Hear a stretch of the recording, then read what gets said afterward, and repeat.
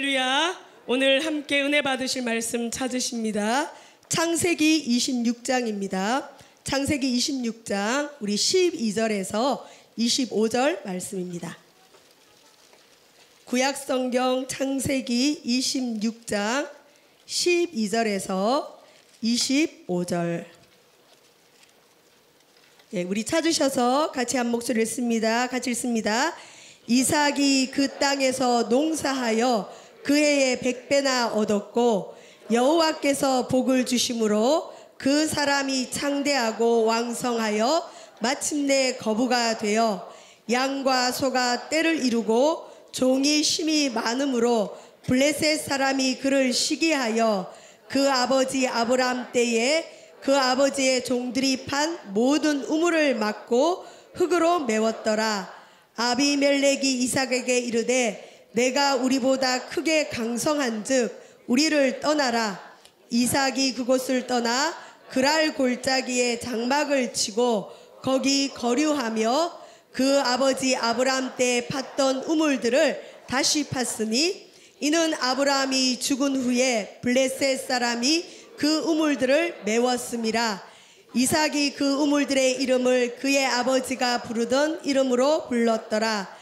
이삭의 종들이 골짜기를 파서 샘 근원을 얻었더니 그랄 목자들이 이삭의 목자와 다투어 이르되 이 물은 우리의 것이라 하매 이삭이 그 다툼으로 말미암아 그 우물 이름을 에색이라 하였으며 또 다른 우물을 팠더니 그들이 또 다툼으로 그 이름을 신나라 하였으며 이삭이 거기서 옮겨 다른 우물을 팠더니 그들이 다투지 아니하였으므로 그 이름을 르호봇이라 하여 이르되 이제는 여호와께서 우리를 위하여 넓게 하셨으니 이 땅에서 우리가 번성하리로다 하였더라.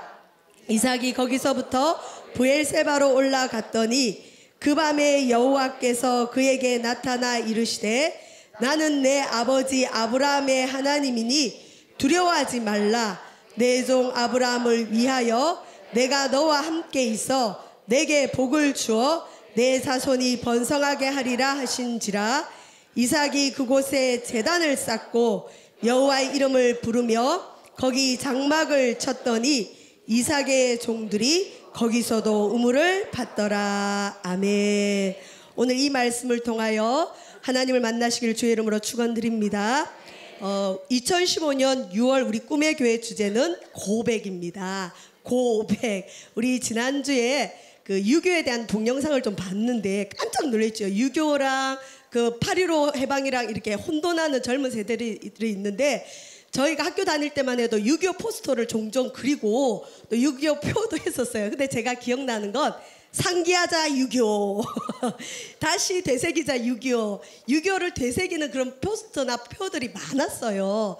근데 요즘은 그런 게 좀 없습니다. 실은 6월 첫 주제를 고백, 과거로 돌아가자, 뭔가 이전으로 돌아가자 할 때 마음이 좀 무거웠어요. 아니 앞을 향해 가도 모자라는데 왜 뒤로 돌아가라고 그러지? 근데 이제 예배 기획하는 우리 예배부에서 설명하시기를 연초에 우리가 성경 일독이나 또 기도 시간을 정하고 공예배 시간을 정했는데 6월 정도 되면 사람들의 마음이 해이해지고 또 포기할 수 있으니 처음에 가졌던 그 마음을 다시 회복하자는 마음으로 고백으로 하자고 그래서 참 좋다 하는 마음으로 저도 여기에 동참을 하는 가운데 이 금요 심야를 준비하면서 그래 무엇으로 돌아가야 되는가, 성경에 과연 과거로 돌아가는 본문이 있는가라고 생각해 봤을 때 과거로 돌아가서 큰 복을 받은 사람이 있는데 바로 오늘 본문의 이삭입니다. 물론 예수님께서는 성경 말씀을 통해서 이전 것은 지나갔으니 보라 새 것이 되었다고 말씀하시고 새 포도주는 새 부대에 넣어야 된다고 얘기하시지만 오늘 본문에는 이삭이 과거로 돌아갔습니다. 과거로 돌아갔는데 그 과거로 돌아간 것이 바로 이삭에게 엄청난 축복을 가져온 그 열매가 이 본문에 나와 있습니다. 여러분 믿음의 선진들이 다 그러하듯이 아브라함과 마찬가지로 이삭도 자기가 사는 땅에서 어려움을 겪었습니다. 기근이 든 겁니다. 지금 우리나라에 가물어서 이렇게 하다 보면 농사가 망할지도 모른다는 많은 얘기가 나옵니다. 이전에 저와 여러분도 기억나시겠지만 나라 민족에 비가 안 오면 비 오게 해달라고 모여서 기도를 많이 했었어요. 저도 그게 기억이 납니다. 이때에 우리가 다시 나라 민족을 위해서 기도해야 될 때인 걸 믿습니다. 자, 근데 기근이 있을 때 기도해서 비가 오면 좋지만 아브라함도 그랬고 이삭도 그랬고 자기가 있는 땅에 살지 못하고 피난을 갔습니다. 하나님이 약속하고 하나님이 인도하고 하나님이 복주마 약속한 땅인데 그 땅에서도 어려움이 올 수 있다는 겁니다. 혼돈스럽지요. 우리는 하나님이 축복하시고 응답하시면 그게 영원히 계속될 줄 압니다. 근데 그게 아니라 그 땅에서도 어려움을 겪을 수 있고 그로 인해서 그 축복을 유지하지 못하고 피난을 갈 수 있습니다. 아브라함도 기근 때문에 블레셋 사람 그랄 아비멜렉에 가서 피난살이를 한 적이 있어요. 그때 자기 아내를 누이라 속였습니다. 근데 이 아들 이삭도 아버지하고 똑같은 경험을 합니다. 기근이 들었습니다. 근데 보통 그 당시에는 기근이 들면 애굽으로 많이 도망을 갔는데 나일강은 물이 많기 때문에 기근에 염려가 없잖아요. 그래서 보통 이 나일강이 있는 애굽으로 돌아가야 먹고 사는 문제가 없을 거라는 믿음이 있는데 이삭이 애굽으로 가려고 했는지 어떤지 모르지만 하나님께서 이삭에게 나타나셔서 너 애굽으로 가지 마라. 그리고 내가 내게 지시할 땅으로 가라 했는데 그 지시한 땅이 어디냐면 블레셋 사람 그랄에 있는 그 아비멜렉 왕이 있는 그곳에 하나님이 보내셨어요. 근데 피난살이고 어떻게 보면 정처가 없고 떠돌이 생활이에요. 근데 그곳에서 오늘 본문에 보시면 12절에 이삭이 그 땅에서 농사를 했는데 그 피난 간 그 블레셋 땅에서 농사를 했는데 그 해에 100배나 얻었고 여호와께서 복을 주심으로 그 사람이 창대하고 왕성하여 마침내 거부가 되었다고 이야기하고 있습니다. 원래 그 팔레스틴 지역의 유대인들은 목축업을 합니다. 근데 이삭은 목축업과 동시에 농사도 지었던 것 같아요. 근데 이삭이 그 해에 농사를 지었는데 100배나 받은 거예요. 100배나 축복을 받은 거예요. 하나님이 복을 주셨어요. 거부가 되겠습니다. 자, 여러분 100배의 복은 어떻게 보면 성경에 의하면 최고의 복입니다. 마태복음 13장에 보면 씨 뿌리는 자의 비유가 나오잖아요. 근데 씨를 뿌릴 때 옥토에 뿌려지면 30배, 60배, 100배가 나옵니다. 이로 보건대 이삭이 받았다는 이 100배는 하나님이 주실 수 있는 최고의 복을 받았다는 의미가 될 수 있습니다. 근데 이 100배를 받은 이유가 나오는데 다른 이유가 아닙니다. 하나님이 복을 주셨습니다. 우리나라도 어떻게 보면 100배의 복을 받지 않았습니까? 하나님께서 허락하신 복음 안에서 우리가 100배의 복을 받았습니다. 그리고 하나님께서 우리를 축복하셔서 창대하고 왕성하여 거부가 되었습니다. 자, 근데 복을 받긴 받았는데 이 복에는 반드시 이 고난이 따라오는 것 같습니다. 14절에 보시면 26장 14절 양과 소가 때를 이루고 종이 심이 많으므로 블레셋 사람이 그를 시기하여. 오늘날 블레셋 사람을 우리가 영적으로 비유해 보면 세상으로 볼 수 있어요.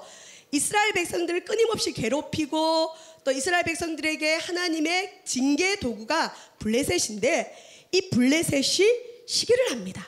여러분 하나님의 백성들 의인들이 잘 되면 세상이 시기하는 것을 여러분 깨달으시길 바랍니다. 그래서 성경에는 경건하게 살고자 하는 자는 핍박을 받는다. 복을 주시는데 하나님이 주시는 복은 고난이 없으면 좋겠지만 시기 질투를 일으킬 수가 있습니다. 자, 그러니까 어떤 일이 벌어졌을까? 26장 15절에 보면 블레셋 사람들이 그 아버지 아브람 때에 그 아버지의 종들이 판 모든 우물을 막고 흙으로 메웠더라. 여러분 저는 아직 성지순례를 못 가봤는데 가보신 분들은 그렇게 좋다고 그러시더라고요. 근데 고대 근동 지방에는 우물이 생명입니다. 물이 없잖아요. 그래서 우물을 파서 그 우물에서 양도 먹이고 소도 먹이고 자기들도 먹고 농사도 짓는데 이 아브라함이 피난살이 할 때 우물을 팠던 것 같습니다. 남의 땅에서. 근데 그걸 블레셋 사람들이 시기해서 막아버리고 흙으로 메웠습니다. 참 짓궂죠. 이미 고생해서 파놨으면 그걸 자기들이 활용을 하든지 아니면 그대로 냅두면 다른 사람이 쓸 텐데 아브라함이 팠다는 그 우물을 막아버리고 메워버렸습니다. 왜 그럴까요? 이 아브라함이 판 것은 아마 소유권이 블레셋 사람의 것이 아니고 그 아브라함의 후손의 것일 수 있기 때문에 그렇게 막아버린 것 같아요. 어떻게 보면 세상은 믿는 자의 축복이나 이 물질을 가져가려고 할지도 모릅니다. 그래서 우리 믿는 자들은 너무 단합해도 안 되지만 이왕이면 하나님의 교회 다니는 분들의 물건을 사주는 게 좋을 줄 믿습니다. 왜요? 세상을 시게 하거든요. 믿는 자가 잘 되는 걸 싫어합니다. 심지어 이 블레셋 사람들처럼 아브라함의 우물을 막아버릴 수가 있습니다. 근데 이삭은 이 아브라함의 우물이 여기에 있었던 걸 알았던 것 같아요. 그러니까 아마 이삭의 소유로 이게 물려졌을 겁니다. 근데 이 우물을 막고 흙으로 메웠다는 건 뭐냐면, 이삭 너 이 땅에서 나가라. 네가 복 받으니까 우리가 배가 아파서 살 수가 없다. 네가 남의 땅에서 우리보다 더 복을 받느냐? 너 우리 땅에서 좀 떠나줘. 아마 그런 메시지가 있을 거예요. 아니나 다를까 여러분, 여기 15절에 보면 16절에 아비멜렉 왕이 이삭에게 와서, 한 나라의 왕이 이삭에게 와서 내가 우리보다 크게 강성한 즉 우리를 떠나라 라고 이야기합니다. 여러분, 우리가 축복을 받으면 환난도 올 수 있는 것 같습니다. 이제 겨우 살만하고 100배 축복을 받았고 번성하고 큰 때를 이뤘는데 왕이 와서 너 떠나라는 거예요. 이거는 선택의 여지가 없습니다. 안 떠나면 죽는 것입니다. 여러분, 이사를 해보신 분들은 알지만 이사 한번 하기가 얼마나 힘듭니까? 근데 이삭은 지금 한 가정을 이룬 게 아니라 아브라함처럼 수많은 자기 그 가족들과 종들이 있는데 그거 다 가지고 어디론가 가라는 겁니다. 100배의 축복을 받은 그 해에 이삭은 이런 고난을 겪습니다. 황당하죠. 우리는 하나님의 응답이 있고 축복이 있으면 계속 그게 이어질 걸로 착각을 합니다. 그런데 성경에 보면 큰 은혜가 있고 나면 그 다음에 그 은혜만큼의 시험이 오는 것을 보게 됩니다. 하나님은 은혜를 주시고 그 다음에 또 시험을 주시고 그 다음에 그 시험을 이기면 또 은혜를 주시고 은혜가 끝나면 또 시험이 옵니다. 근데 이걸 모르면 은혜 받을 때 할렐루야 놀렐루야 하다가 한 방 딱 맞고는 이것도 왜 이래, 이거 뭐야 그러죠. 예수님도 세례 받을 때 하늘이 열리고 하나님의 음성이 비둘기처럼 내리면서 이는 내 사랑하니 내 기뻐하는 자니 너희는 이의 말을 들으라. 엄청난 축복을 받았어요. 근데 예수님 세례 받고 난 이후에 성령에게 이끌려서 어디로 갔죠? 광야로 가서 마귀에게 시험을 받았습니다. 하나님은 우리에게 큰 은혜를 줄 때는 그 다음에 우리가 뭘 해야 되느냐? 허리를 동이고 다음에 올 고난과 시험을 준비해야 될 줄 믿습니다. 근데 시험이 또 다가 아닙니다. 이 시험 잘 통과하면 그 다음에 또 은혜를 줍니다. 근데 문제는 은혜 받고 난 다음입니다. 축복 받고 난 다음에 이게 영원히 계속될 것 같아서 헬렐레 하고 있습니다, 우리가. 그래서 골프 치러 다니고 놀러 다니다가 한 번 얻어맞으면 정신이 번쩍 들죠. 저와 여러분, 주님 나라 갈 때까지 우리에게 고난이 없는 축복은 없다고 생각하시길 주 여러분 축원드립니다. 축복만 주면 우리 타락하잖아요. 아브라함의 아들 이삭에게 하나님께서 이제 100배 축복을 주셔서 하나님이 살아있다는 걸 보여주시고 난 다음에는 이삭을 하나님의 사람으로 만드시는 이제 프로그램이 진행되는데 어떻게 진행됩니까? 이삭이 100배 축복을 받고 그 땅에서 쫓겨나는 그런 고난을 겪게 하십니다. 그리고 17절에 보시면 이삭이 그곳을 떠나 그랄 골짜기에 장막을 치고 거기 거류했습니다. 자, 근데 그 다음에 말씀이 중요합니다. 우리 18절, 창세기 26장 18절 혹시 띄워주셨으면 띄워주시고요. 18절 같이 한 목소리 읽겠습니다. 시작. 그 아버지 아브라함 때 팠던 우물들을 다시 팠으니 이는 아브라함이 죽은 후에 블레셋 사람이 그 우물들을 메웠습니다. 이삭이 그 우물들의 이름을 그의 아버지가 부르던 이름으로 불렀더라. 여러분, 이삭은 아비멜렉에게 쫓겨나서 그랄 골짜기에 장막을 쳤는데 그 장막을 치고 첫 번째 했던 일이 무엇입니까? 바로 아버지가 팠던 우물을 다시 파고 그 우물들을 아버지가 부르던 이름으로 불렀습니다. 왜 그랬을까요? 실은 이삭이 새로 우물을 팔 수도 있습니다. 근데 이삭은 블레셋 사람들이 시기로 막아놓은 그 아버지 아브라함의 우물을 그 얼마나 더럽겠습니까? 쓰레기 더미가 돼 있고 완전 흙으로 메워져 있고 다시 파기는 뭔가 좀 마음이 심란한 그 우물을 가가지고 다시 파기 시작합니다. 왜 그럴까요? 지금 이삭은 고난을 겪었습니다. 피난살이도 서러운데 이제 겨우 복을 받았는데 이곳에서 이제 떠나라고 하니 뭘 의지하고 살아가야 될지 혼돈스러울 수 있습니다. 여러분, 차라리 우리가 계속 어려울 때는 믿음의 끈을 잡을 수가 있어요. 근데 축복을 받고 이제 좀 살만하다고 할 때 어려움이 오면 더 견디기가 힘들고 혼돈스러워하는 우리의 모습을 보게 됩니다. 이때 이삭이 했던 것은 자기 아버지 아브라함이 팠던 우물을 다시 파는 겁니다. 아브라함은 그 우물을 파고 죽었지만 이삭은 이 우물을 자기 아버지가 팠다는 걸 압니다. 자기 아버지가 팠던 우물을 다시 파면서 이삭은 무슨 생각을 했을까요? 자신과 똑같은 어려움을 겪었을 아버지를 생각하면서 우리 아버지도 나처럼 이렇게 힘들었겠지. 근데 이렇게 힘들 때 우리 아버지는 이 우물을 파면서 여기서 물이 나오기를 간절히 원했겠지. 야, 이 우물 파기가 얼마나 힘든데, 우물 때문에 전쟁도 일어나고 우물 잘못 팠다가는 물 안 나오면 헛고생하는 건데 우리 아버지는 도대체 무슨 믿음으로 이곳에 우물을 팠으며 어떻게 이곳에서 물이 나왔을까? 아버지가 팠던 우물을 다시 파면서 아마 이삭은 자기 아버지의 믿음, 막연하게 우물을 팔 때 아브라함이 마음이 얼마나 힘들었겠어요. 여러분, 우물 파는 게 보통 어려운 일이 아니잖아요. 열심히 팠는데 물이 안 나온다고 생각해 보세요. 근데 아브라함은 팠습니다. 그때 이삭은 뭘 배웠을까요? 아, 우리 아버지 아브라함은 하나님을 의지했겠구나. 이 이방 땅에서 물 근원을 찾기가 얼마나 어려운데 그곳의 지형도 잘 모르는데 우리 아버지 아브라함은 뭘 믿고 이 우물을 이렇게 믿음으로 팠을까? 하나님께 예배했겠다, 기도했겠다.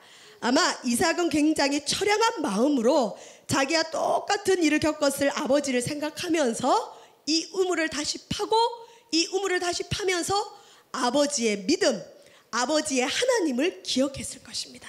여러분, 아브라함은 죽었지만 자기와 똑같은 어려움을 겪는 아들에게 이 아버지는 믿음의 유산을 물려주었습니다. 그 유산이 뭐죠? 바로 그 아버지가 믿음으로 팠던 우물인 거예요. 비록 블레셋 사람들이 그 우물을 쓰레기 더미로 만들어 놨지만 이삭은 그걸 다시 파면서 자기 아버지를 생각했습니다. 고백이죠. 팠던 우물을 다시 파는 거죠. 자, 그 다음에 왜 이삭은 이 아버지 아브라함의 우물을 팠을까요? 똑똑했어요. 이삭은 어떻게 보면 야갔어요. 왜 그럴까요? 아브라함이 팠던 우물에서는 물이 나올 확률이 여러분 100%입니까? 100%입니까? 100%죠. 왜? 옛날에 물이 나왔거든요. 여러분, 똑똑하잖아요. 쓸데없이 자기가 어디 파본다고 파다가 물 안 나오면 얼마나 낭패고, 지금 안 그래도 피난살이 때문에 마음이 처량한데 종들에게 얼마나 욕을 먹을 것이며 가족들에게 얼마나 무능함이 보이겠어요. 그래서 이삭은 자기 아버지가 팠던 우물에 찾아가서 이곳을 청소만 하고 이걸 파면 다시 물이 나오겠구나. 그리고 그걸 다시 팠어요. 근데 거기에서 물이 나왔을까요? 안 나왔을까요? 나왔습니다. 사람은 본능적으로 불확실한 일에 투자하기를 싫어합니다. 그래서 우물 판다는 것이 쉬운 일이 아니에요. 여기에 물이 나올지 안 나올지가 관건인데 아버지가 팠던 우물을 다시 파니 물이 나올 것은 확실하기 때문입니다. 그 다음에 세 번째로는 이 아버지가 팠던 우물을 다시 파는 것이 훨씬 수월합니다. 여러분, 새로운 우물을 파는 게 쉬울까요? 팠던 우물 조금 청소하는 게 쉬울까요? 후자가 훨씬 쉽죠. 이삭은 똑똑했던 것 같습니다. 여러분, 믿음의 일대들은 좀 무식하고요. 무식하게 막 아브라함 팠잖아요. 근데 이대들은 어때요? 아빠가 해놓은 거 잘 활용해 먹지요. 믿음의 2대 3대들은 막 거저 먹는다는 얘기가 있잖아요. 거저 먹는 거예요. 부모가 해놓은 걸. 저와 여러분, 우리 자녀들에게 물려줄 생명의 유산이 무엇이 있습니까? 여러분의 자녀들이 살다가 여러분처럼 똑같은 어려움을 겪을 때 아, 우리 아버지도 이랬겠구나. 근데 우리 아버지는 이걸 어떻게 이겼지? 우리 어머니는 이걸 어떻게 이겼지? 라고 물려줄 만한 증거물이 어디 있을까요? 바로 저와 여러분의 이 신앙인 줄 믿습니다. 그리고 이왕이면 집에 성경 필사한 거 있으면 좀 두세요. 그리고 어려울 때 이걸 필사하고 기도하고 금식기도하는 걸 물려주면 우리 자녀들이 언젠가는 그게 비록 먼지가 쌓이고 쓰레기처럼 버려질 지경이라 할지라도 어려울 때 한 번은 생각하지 않겠어요? 이게 뭐지? 아, 우리 엄마는 어려울 때 이렇게 성경을 쓰셨구나. 그래서 성경 써놓고 그 밑에다 뭐라 써놓는 거죠.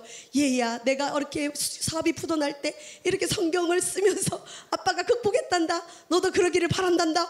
얼마나 멋있습니까? 제가 오늘 신방을 한 군데 했는데 그 권사님 성경 많이 쓰시는데요. 좀 전시하게 좀 주십시오 했더니 그냥 버렸대요.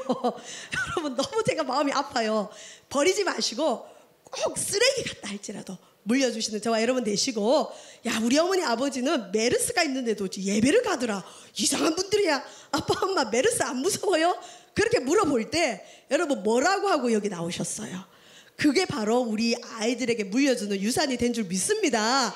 이게 바로 우리의 신앙의 유산입니다. 자, 그러면 우리는 이삭이 파는 다시 팠던 고백의 행위를 통해서, 고백, 과거에 팠던 우물을 다시 파는 걸 통해서 어떤 영적인 교훈을 얻게 될까요? 오늘 이삭이 팠던 우물을 다시 판다는 게 우리와 하나님 관계에서 무엇을 이야기하고 있을까요?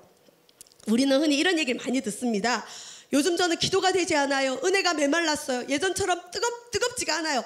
예배가 시시합니다. 힘듭니다. 예배 있으면 허리가 아프고 잠이 오고 제가 너무 요즘 영적으로 다운돼 있는 것 같습니다. 나는 어떻게 하면 좋을까요? 라고 하는 분들을 종종 많이 만납니다. 근데 여러분, 저도 가끔은 그렇습니다. 이거 왜 그럴까요? 우리에게 생명의 통로, 은혜의 통로가 차단됐다는 뜻이죠. 뭔가 모르겠는데 하나님의 은혜를 사모하긴 사모하는데 하나님 은혜를 잘 안 주시는 느낌을 많이 받아요. 뭐가 잘못됐을까? 우리 교회 예배가 잘못됐는가? 내가 무슨 죄악을 지었는가? 도대체 어디 가면 또 옛날에 그 은혜를 찾을 수 있을까? 실은 옛날에 맛봤던 그 은혜를 찾아다니는 분들이 굉장히 많습니다. 저도 기도가 안 되고 메마를 때는 어딜 좀 가볼까? 그다음에 새로운 세미나가 있는가? 어떤 새로운 프로그램이 있는가? 야, 어디 성경 공부하면 영적으로 회복된대. 한번 가볼까? 그런 마음이 사실 생깁니다. 네, 여러분 아시겠지만 가장 확실한 방법은 이삭이 아브라함의 우물을 팠던 것처럼 확실한 방법을 찾아야 됩니다. 확실한 방법이 뭘까요?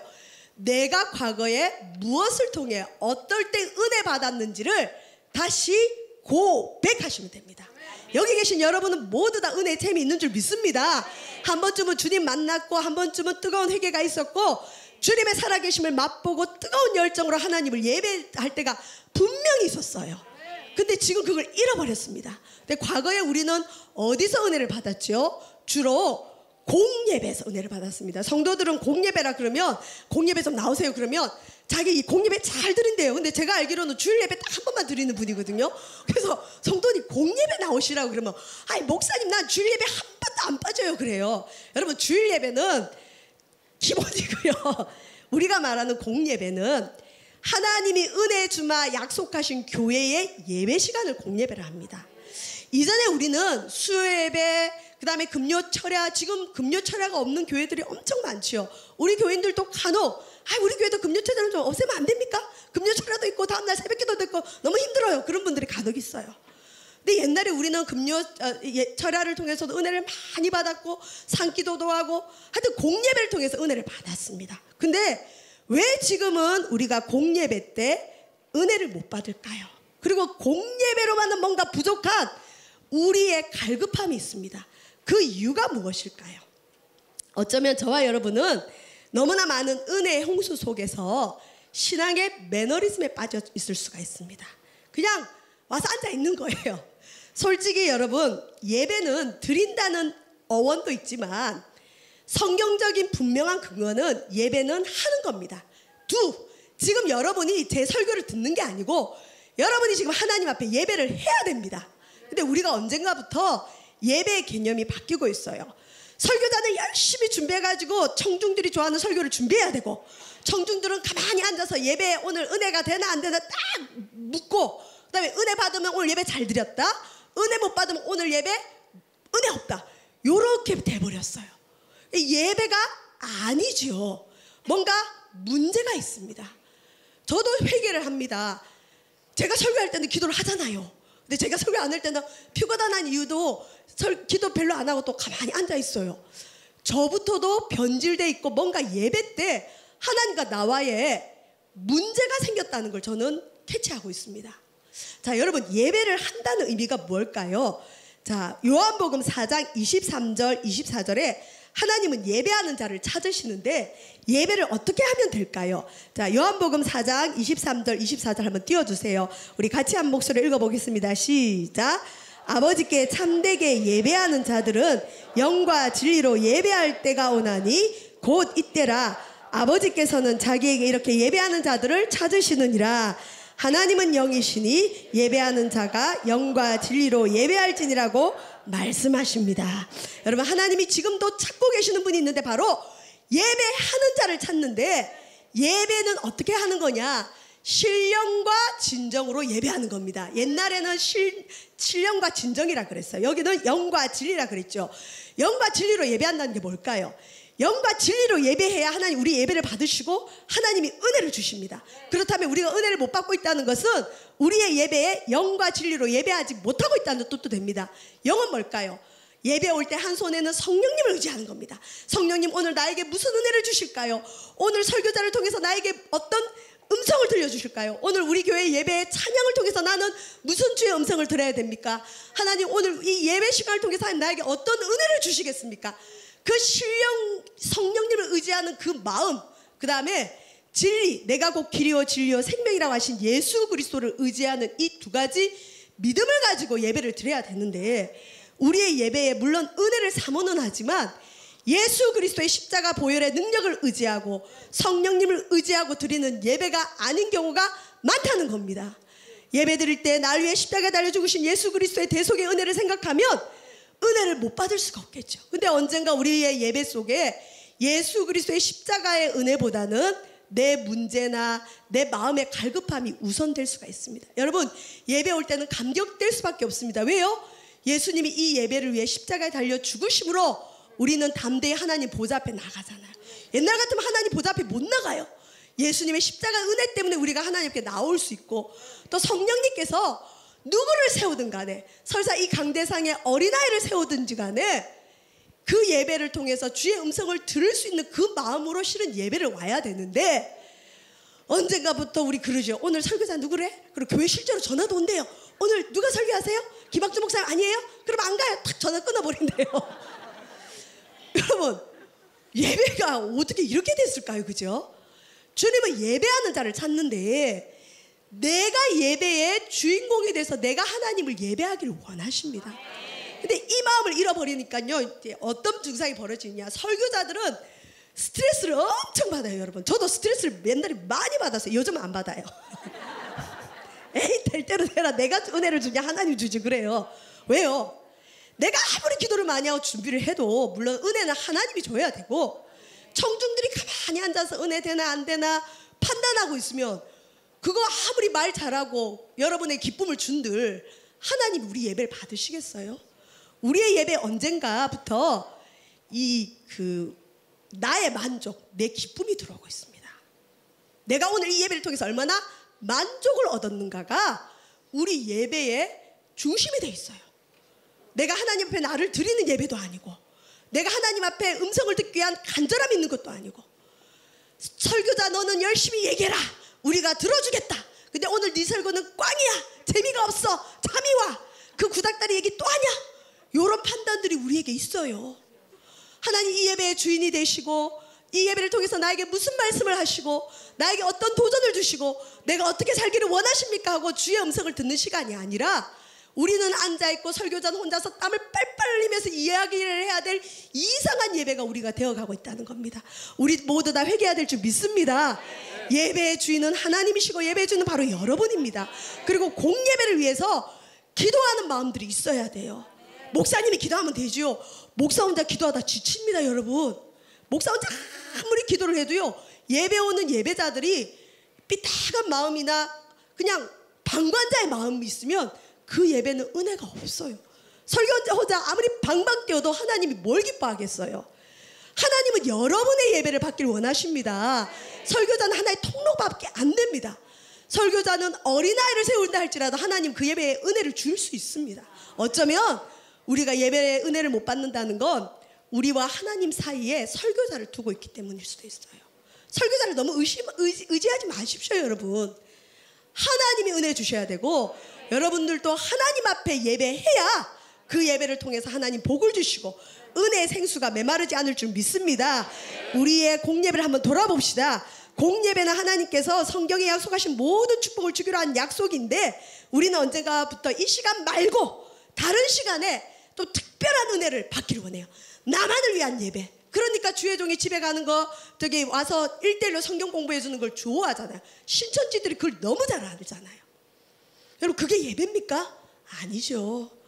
하나님의 성소에 와서 하나님을 찾고 하나님 앞에 신령과 진정으로 예배할 때 그런 자를 하나님 복을 주시지, 내 만족, 내 기쁨, 내가 듣고 싶은 말 듣는 그거는 어쩌면 예배가 아닐 수가 있다는 겁니다. 어쩌면 하나님과 우리의 생명수의 통로에 설교자가 들어갈 수 있어요. 찬양 인도자들이 들어갈 수 있어요. 오늘 찬양 왜 저래? 그럼 찬양 인도자를 위해 기도하고, 하나님 우리 예배에 좀 더 하나님의 영광이 더 드러나면 좋겠습니다. 우리가 더욱더 공감할 수 있는 예배가 되면 좋겠습니다. 저와 여러분 하나님께 기도하는 저와 여러분 됐으면 좋겠습니다. 자, 공예배가 얼마나 중요한지. 목사님들은 맨날 공예배 얘기해. 아니에요. 성경에 약속되어 있습니다. 하나님이 복 주고 은혜 주마 약속한 시간입니다. 여러분 시편 50편 5절 한번 읽어보겠습니다. 한번 띄워주세요. 시편 50편 5절. 자, 같이 읽습니다. 시작. 이르시되 나의 성도들을 내 앞에 모으라. 그들은 제사로 나와 언약한 이들이니라. 하나님은요 제사로 우리와 언약을 맺었다 그럽니다. 이 제사는 뭡니까? 공적인 예배입니다. 제사장이 있고 말씀이 있고 십자가의 보혈이 있는 하나님의 예배 시간에 하나님은 하나님이 약속한 축복을 주기로 약속하셨습니다. 왜 우리가 은혜가 잃어가고 있을까요? 예배 자리가 잃어가고 때문이고, 예배에 대한 간격도 잃어가고, 예배의 주인공이 바뀌었어요. 예배 때 뭔가 착각을 합니다. 오늘은 무슨 말씀 들을까? 아니죠. 하나님 내가 오늘 어떤 마음으로 예배할까요? 성령이 오늘 나에게 무엇을 주시겠습니까? 하나님 내가 오늘의 이 예배의 주인공이 되기를 원합니다. 하나님을 만나는 시간 되기를 원합니다. 여러분 하나님의 역사가 강력한 교회를 가면요 불신자들이 더 알아본대요. 교회 예배당에 처음 오자마자 눈물이 콱콱 쏟아지면서 여기는 뭔가 달라. 도대체 내가 왜 이렇게 울고 있지? 여기 도대체 어디야?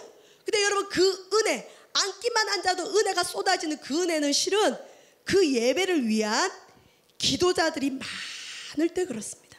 이 예배를 사모하는 기도자. 여러분 저와 여러분 정말 우리 교회 주일 예배와 그 다음에 공예배를 위해서 얼마나 우리는 기도하고 있습니까? 이 예배에 불신자들이 와서 은혜 받기를 얼마나 기도합니까? 이 예배에 하나님 주인공 되기를 얼마나 기도합니까? 저와 여러분 예배를 위한 기도가 다시 회복돼야 될 줄 믿습니다. 이게 되지 않으면 설교자들도 지치고 변질되기가 쉬워요. 하나님을 예배하기보다는 우리의 얘기를 할 가능성이 높아지기 시작합니다. 그러면 은혜가 막아집니다. 우리의 우물이 막혀버립니다. 그 다음에 우리는 다시 무엇을 고백해 갈까요? 무엇으로 돌아가야 될까요? 우리나라는 다른 나라 사람들이 도저히 흉내낼 수 없는 은혜의 통로가 있습니다. 근데 저는 이 설교를 할 자격은 없어요. 뭘까요? 새벽 기도입니다. 우리나라만 있는 새벽 기도, 엄청난 부흥이 일어났던 이 새벽 기도. 근데 저는 새벽형 인간이 아니에요. 새벽에는 거의 정신이 혼미해요. 어떤 사람이 9년만 새벽 기도 훈련 받으면 새벽에 눈이 딱 떠진다 그러더라. 그래서 제가 9년을 열심히 해봤는데 됐을까요? 안 됐을까요? 안 되더라고요. 안 돼요. 누가 9년이라 얘기했어요? 10년 20년을 해도 새벽은 힘들어요. 하나님의 큰 은혜가 있어야 이 새벽이 깨워지나 봐요. 여러분 다시 새벽을 깨울 수 있도록 기도를 좀 부탁을 드립니다. 새벽 기도 하고 싶어요. 근데 새벽에 혼미한데 어떻게 해요? 못 일어나는데. 일어나야 됩니다. 여러분 할 수만 있으면 이 가운데 나는 새벽에 눈이 떠져요, 새벽 기도 와집니다 하는 분은 엄청난 복을 받으신 분인 줄 믿습니다. 여러분은 아주 대형 우물을 가지고 계신 거예요. 딴 사람들은 찌그마한 우물을 가지고 있다면 여러분은 엄청난 우물을 가지고 있는데, 여러분 새벽 기도에는 내가 할 수 있든 못하든 간에 할 수 있는 분들은 자랑하지 마세요. 그건 하나님 은혜지. 못하는 분은 또 너무 기죽지는 마세요. 하나님이 도와주실 줄 믿습니다. 10년이 아니라 평생을 걸려서라도 했다가 또 실패하고 했다가 또 실패해도 새벽에는 분명 하나님의 약속의 언약이 있는 새벽 기도인데, 여러분 시편 46편 5절을 한번 읽어보겠습니다. 시편 46편 5절 같이 읽습니다. 시작. 하나님이 그 성중에 계심에 성이 흔들리지 아니할 것이라. 새벽에 하나님이 도우시리라. 아멘. 우리나라가 어떻게 이렇게 부흥이 됐을까요? 새벽 기도 때문에 도와주신 거예요. 여러분이 어떻게 그렇게 그 위경에서 어려움을 겪어 이겨냈을까요? 새벽을 깨웠기 때문입니다. 성경에 새벽에 도우시리라, 새벽에 도와준다고 하잖아요. 아멘. 세상 사람한테 가서 도움을 요청하지 말고 새벽에 하나님 앞에 도우심을 요청하는 저와 여러분 되시길 주의 이름으로 축원드립니다. 새벽에 도우신다는 말은요 또 어원으로는 하나님이 부지런히 도와주신다는 거예요. 하나님께서 우리를 부지런히 다시 도와줄 수 있도록 저와 여러분 새벽을 깨울 수 있는 은혜가 있기를 바라고, 특별히 새벽 기도에 특별한 은혜를 받으신 분들은 기도를 많이 해주세요. 새벽 기도 못하는 인간들 새벽 좀 깨우게 해주옵소서. 기도해 주시길 바랍니다. 안 하고 싶어서 안 하는 게 아니라 힘들어요. 은혜가 와야 됩니다. 아멘. 네, 새벽 기도 하시는 분들은 다시 하시기를 바랍니다. 자, 근데 여러분 새벽에는요 기적의 시간입니다. 한번 볼까요? 성경에 여리고성이 새벽에 무너졌습니다. 홍해바다 새벽에 갈라졌습니다. 만나가 새벽에 내렸습니다. 예수님 새벽에 부활하셨습니다. 모든 성경의 기적은 새벽에 일어났습니다. 새벽을 깨울 수 있는 여러분은 기적의 사람임을 믿으시길 바랍니다. 새벽 기도할 수 있다는 건 기적 중에 최고의 은혜입니다. 여러분 혹시 저처럼 새벽 기도 못하는 분은 또 하나님이 피할 길을 주셨어요. 구약 성경에는 소제와 상번제를 드리는 게 있는데 아침과 저녁에 소제를 드렸습니다. 새벽을 깨울 수 있으면 깨우세요. 그냥 이렇게 하시면 좋겠어요. 담임 목사님 새벽 기도 안 나온 인간들은 잘라버린다 그러면 좋겠어요. 그러면 나오게 되지 않을까요 혹시? 차라리 그렇게 해서라도 새벽을 깨우고 싶어요. 근데 그게 잘 안 되더라니까요. 이게 뭔 역사인지 모르겠어요. 자, 저와 여러분 새벽에 혹시 은혜가 없어서 못하는 분들은 저녁에라도 기도가 있습니다. 아침과 저녁에 예배 드릴 수 있는 자들이 더 많이 생기길 바랍니다. 우리는 새로운 프로그램을 하고 새로운 성경 공부를 하기보다는 확실하게 은혜 받았던 옛날의 통로들을 회복하는 게 훨씬 수월하고 훨씬 확실합니다. 새벽 기도는 확실한 주의 응답이 약속된 시간인 걸 믿습니다. 그 다음에 이제 마지막으로는 철야기도, 금식기도, 상기도들이 있겠죠. 누가 그랬어요? 누가 새벽 예배를 만들어서 우리를 고생시키나. 제가 아는 많은 분들도 본인은 새벽 예배를 못하기 때문에 목사가 안 되셨대요. 잘하신 것 같아요. 참 목사가 새벽 기도 못하면 망심에 엄청 찔려요. 근데 이 새벽 기도를 누가 만들었어요? 예수님이 만들었어요. 새벽 미명에 일어나서 기도하셨고, 철야 기도를 누가 만들었습니까? 누가 철야 기도가 쉽다 그래요? 철야 기도 예수님이 만들었어요. 밤이 새도록 기도하셨어요. 산기도를 누가 만들었어요? 미친 사람처럼 산에 가서 기도 옛날에 많이 했죠. 요새 산기도 안 하더라고요. 산기도 누가 만들었죠? 예수님이 만들었어요. 산에 가셔서 밤새도록 기도하셨고, 금식 기도를 누가 만들었는가? 예수님이 만드셨습니다. 네, 여러분 우리가 이런 은혜의 전통들을 다 행했을 때는 실은 우리에게 은혜가 넘쳤어요. 지금도 금식 기도 해보세요. 은혜 회복됩니다. 철야 기도 해보십시오. 은혜 돼요. 새벽 기도 해보면 다시 은혜의 생명이 흘러 넘칩니다. 근데 언젠가부터 우리가 먹고 살기 편해지면서 이 모든 것들을 하나 둘씩 잃어가고 있습니다. 없애버립니다. 저는 우리 교회가 너무 좋은 게 있어요. 모이든 안 모이든 저녁 예배, 주일 저녁 예배, 그 다음에 또 모이든 안 모이든 금요 심야를 안 없애주시는 게 얼마나 고마운지 모릅니다. 저도 주일날 오후 예배 드리는 교회를 섬겨봤어요. 주일 같지가 않아요. 주일 오후 예배 드리는 교회들이 오히려 성도들이 가정이 회복될 것 같죠. 집에 가서 가족들아 밥 먹으라 그러죠. 밥 먹기는 뭘 밥 먹어요? 더 놀러 다녀요. 영화 보러 다니고, 믿음 나쁜 우리 집사님들은 모여서 술 먹으러 다니고, 오히려 가정들이 더 깨지고 있어요. 그래도 예배실에서 교회에서 지키는 사람들은 주일 저녁 예배 드리면서 또 한 주를 살아갈 힘을 얻잖아요. 제가 아는 신학생이 있었는데 완전히 날라리였어요. 아빠가 장로님이니까 너무 강압적인 신앙교육을 하다 보니까 반발심에 신학은 왔긴 왔지만 밤새도록 술을 먹는 거예요. 그러면 그 술집이나 경찰서에서 전화가 와요. 당신 딸이 지금 여기서 뻗어서 데리고 가시오. 그러면 그 장로님이 그 딸 데리고 와가지고 또 재우고, 엄청 속을 새겼는데, 그 날라리 같은 신학생이 저희들한테 한번 와서 부탁을 한 적이 있어요. 울면서. 뭘 부탁하느냐, 나중에 너네들이 목회하면 제발 주일 저녁 없애지 마라 그러는 거예요. 그래서 왜 그러냐 그랬더니 자기가 토요일날 전날 또 술을 엄청 먹고 완전 또 실려가서 집에서 자고 주일날 늦게 일어났는데, 일어나기 전에 꿈을 꿨대요. 꿈을 꿨는데 자기만 빼고 모든 사람이 휴거를 당했더래요. 근데 자기가 가는 데마다 교회 문을 두드렸는데 교회 문이 다 잠겨 있더래요. 그래서 자기가 꿈속에서 와, 나는 이제 지옥 가겠구나 하고 꿈을 깼대요. 꿈을 깨고 보니까 주일이잖아요. 예배들이란 예배들은 거의 끝날 시간이고 저녁 시간이더래요. 저녁 예배라도 가야지 하고 그 동네에는 모든 교회를 문을 두드렸는데 주일 저녁 예배가 있는 교회가 없더라는 거죠. 자기가 너무 무서웠대요. 자기가 비록 이렇게 날라리처럼 살지만 자기같이 날라리 같은 사람도 예배드릴 그 권리는 잃으면 안 되지 않겠느냐. 왜 주일날 그렇게 빨리 문을 닫느냐. 교회 주일날 늦게까지 문을 열어라 그러면서 저희들한테 요청을 하더라고요. 저와 여러분, 우리에게는 은혜의 통도들이 있습니다. 전통들이 있습니다. 우리가 이걸 하나 둘씩 잃어가면서 생명수를 잃어가고 있습니다. 우리는 새로운 것을 하기보다는 팠던 우물을 다시 파는 은혜가 있기를 바랍니다. 근데 이 팠던 우물을 다시 팔려면 하나님과 우리의 관계가 다시 정립돼야 되고, 예배에 임하는 우리의 마음이 뭔가 회복돼야 될 것 같습니다.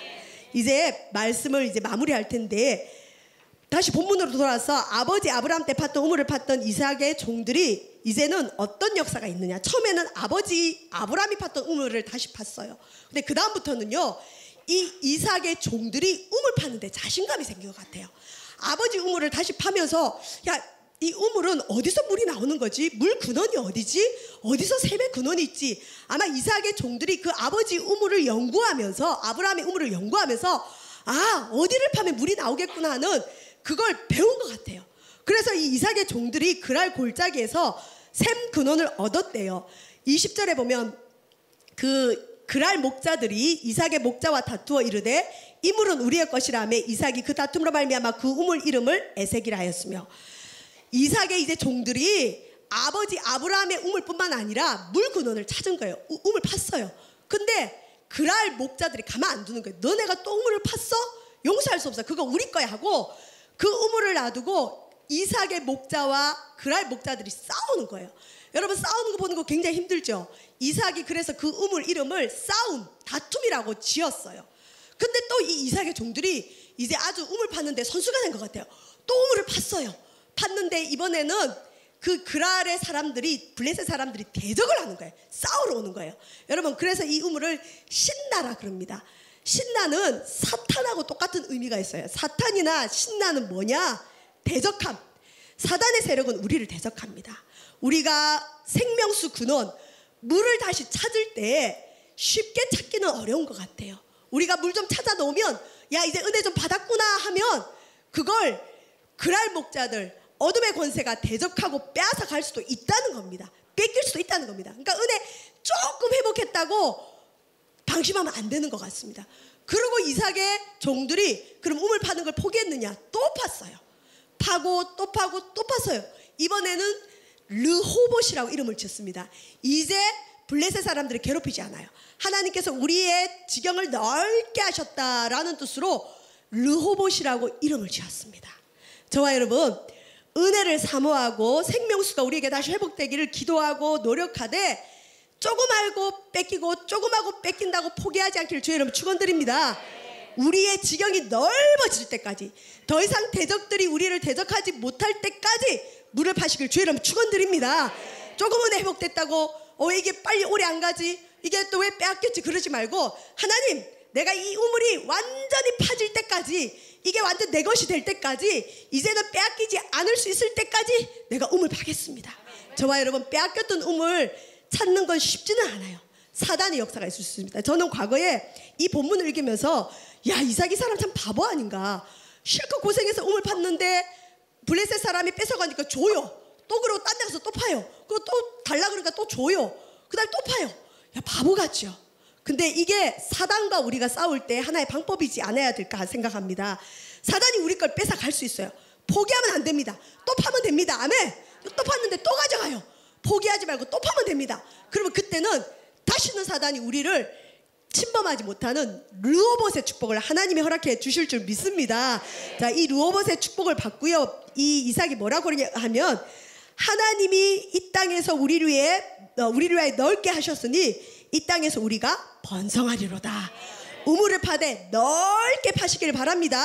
그래서 하나님께서 주신 땅에서 번성한 축복이 저와 여러분에 있기를 바랍니다.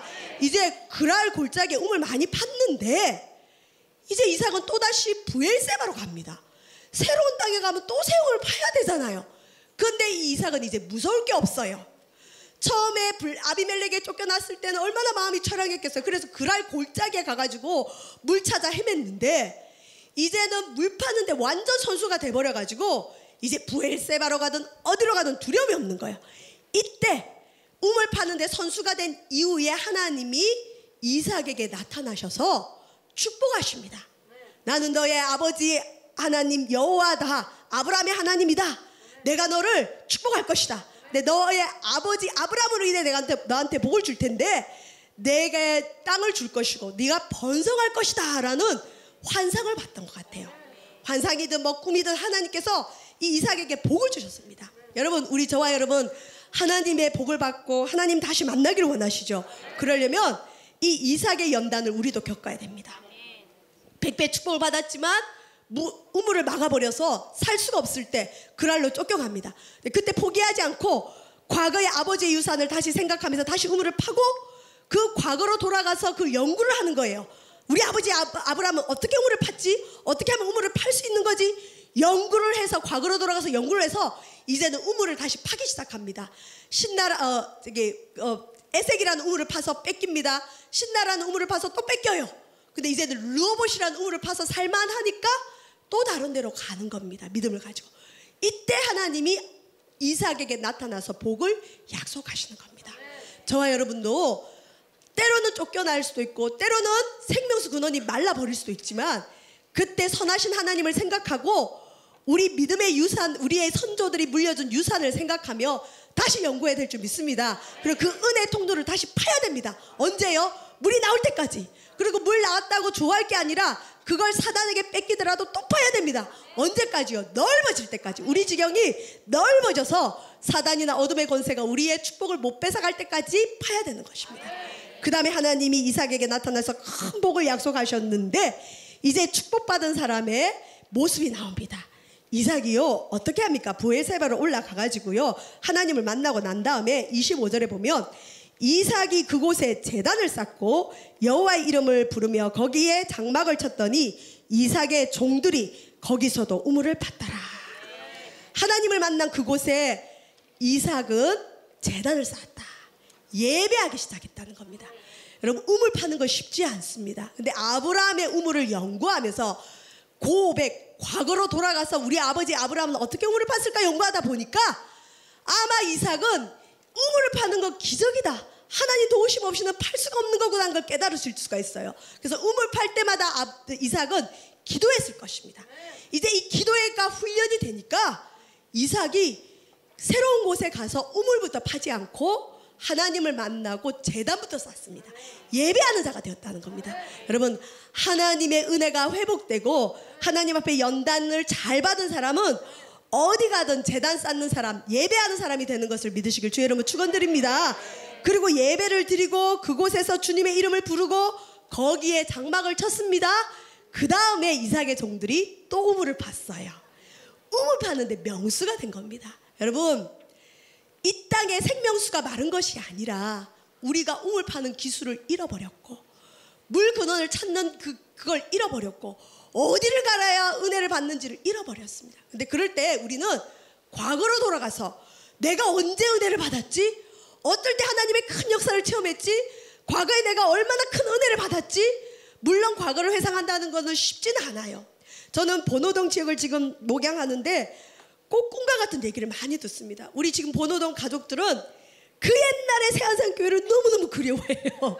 지금도 그 얘기를 들으면 저도 그걸 들으면 가슴이 벌렁벌렁해요. 그때 이제 우리 목사님이 연세가 젊으셔가지고 그러셨겠지만 아주 멋있는 옷을 입고 어떨 때는 그 스카프 있잖아요. 마우라 같은 거 이렇게 탁 매시고 찬양을 기타 치면서 몇 시간씩 하셨대요. 그러면 성도들이 그렇게 은혜를. 그리고 어떤 권사님 얘기로는 그때 목사님에서 불이 나왔대. 불. 그리고 교회 그 새안산교회 기도실에 표현이 아주 재밌어요. 막 곳곳에 기도가 막 박혀 있는 것 같대요. 들어가면 그 기도의 열기 때문에 성도들이 다 은혜를 받는데요. 그리고 목사님께서 기도를 엄청 시키셨대요. 그리고 전도를 그렇게 내보내셨대요. 전도 안 나가면 그 인간도 아니래요. 무서워서 나갔대요. 근데 우리 꿈의 교회 성도들이 전도를 굉장히 잘합니다. 이 사람들 어떻게 이렇게 전도를 잘하지 보니까 과거에 신문 접는 거, 이 완전 그 달인의 수준이에요. 맨날 신문 배당받아서 그 전도지 접고 그다음에 이 뿌리는 데는 거의 제가 볼 때 1인자예요. 얼마나 훈련을 잘 받았는지. 그리고 기도가 그렇게 뜨거웠대요. 근데 여러분, 그렇다고 우리가 목사님만 쳐다보면 돼요, 안 돼요? 우리 목사님이 성전을 몇 번 지었어요? 전 잘 모르는데 누가 7번 지었다 그러더라고요. 여러분, 성전 한 번 짓고 나면 사람 죽는 경우도 있어요. 너무 7번까지 지으면 진액이 다 빠지잖아요. 이제 그만 빼먹으세요. 아멘. 그 빼먹으려고 하지 마세요. 왜 옛날에 목사님 그 기도해줬는데 요즘 안 해요. 그러면은 나쁜 사람이에요. 받아먹었으면 받아줄 줄도 알아야죠. 아멘. 여기 보도동 가족들은 회개하시길 바랍니다. 맨날 옛날만 얘기만 하지 말고, 아유 우리 목사님이 성전 짓고 교회 부흥시키라고 힘이 다 빠지셨구나, 이제는 우리가 목사님 위해서 기도합시다. 그러면 하나님 이전보다 더 큰 은혜를 주실 줄 믿습니다. 사도 바울이 내가 너희의 기도로 받은 은사로 너희를 섬긴다. 주의 종들도 성도들의 기도로 은사를 받습니다. 내가 얼마나 목사님 위해서 기도했습니까? 특히 과거에 목사님을 통해서 은혜 받은 분들은 회개 많이 하시길 바랍니다. 그리고 주의 종 뭐 소매게 났어요. 맨날 기도해달라고 하면 안 돼요. 아멘. 이제 내가 기도해야 돼. 내가. 어쩌면 우리와 하나님과의 관계 속에 설교자, 주의 종이 가로막고 있을 수 있어요. 그게 흙일 수도 있어요. 생수가 안 나올 수 있어요. 하나님이 싫어할 수 있죠. 은혜는 내가 주는데 너는 왜 설교자 쳐다보고 있느냐. 하나님 그럴 수 있습니다. 저와 여러분, 우리 고백 과거로 돌아가서 그 옛날의 영광이 다시 임할 줄 믿습니다. 우리 교회는 뻘겋잖아요. 성령의 불이에요. 불. 자리가 전부 다. 이 자리가 옛날에 보도동 성전처럼 그냥 가는 데마다 불의 자리 될 줄 믿습니다. 새벽기도 하실 수 있는 분들은 새벽기도 다시 하시고, 못하는 분들은 저녁기도 하시고, 교회 기도실에 너무 사람이 없어요. 기도 좀 하러 오세요. 아멘. 아멘. 아멘이 없네요. 팠던 곳 다시 파야 됩니다. 딴 데 가면 은혜 없어요. 이곳에서 끝장을 봐야 됩니다. 어디 가서 머리 뒤밀지 마시고, 어디 가서 성경 공부하지 말고 이곳에서 은혜를 나올 때까지 파야 되는 겁니다. 아멘. 팠다고 금방 좋아하지 말고 사단에게 빼앗겨도 또 파는 거예요. 언제까지요? 르호봇이 일어날 때까지. 여러분, 성전이 커지면서 얼마나 많은 성도들이 왔어요. 이 은혜를 감당하려면 얼마나 사단이 역사하겠어요. 에색처럼 다투기도 하고요, 신라처럼 대적해서 뺏어갈 수 있어요. 왜 은혜가 없지? 옛날처럼 왜 은혜가 없지? 이제 우리가 르호봇을 향해 가야 될 줄 믿습니다. 이게 지형이 넓어져서 이 새 성전에 와서 크게 부흥했다고 들었어요. 그러면 그 정도의 은혜가 뒤따라와야 되는데 우리가 파다가 지친 것 같아요. 성도들 얘기가 레퍼츠 교회에 있을 때만 해도 은혜가 충만했대요. 근데 이 성전 와서 이상하게 은혜가 없대요. 왜 그럴까요? 에색, 신라처럼 뺏어가는 거예요. 사단이 이 르호봇처럼 그냥 팔 때까지 파야 됩니다. 저와 여러분은 어디 가서 은혜 못 받았어요, 요즘 은혜가 안 돼, 이렇게 시시한 얘기하는 사람이 아니라 우물 파는데 선수가 되시길 주의 이름 축원드립니다. 내가 가는 곳에 파는 무조건 우물이 나오는 거예요. 그럼 어디 가든 은혜가 넘치는 거예요. 나는 은혜 받는 비결을 압니다. 하나님 교회 와서 예배를 드리면 됩니다. 예배자를 위해 기도해야 됩니다. 내가 예배자가 되면 됩니다. 르호봇의 축복이 우리 새 성전에 임하기를 주의 이름으로 축원드립니다. 아멘.